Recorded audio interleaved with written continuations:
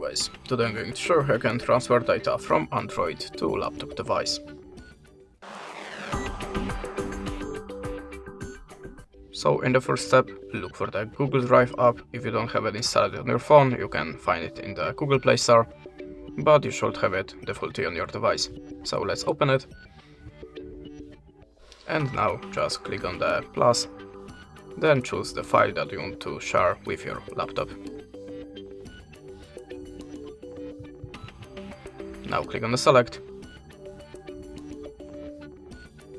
and as you can see the files are uploading. So now you have to log in into the same account on the Google Drive site on your laptop device, and you can download it without any problems. That's it. Thanks for the watching, leave us a like or a comment, and goodbye.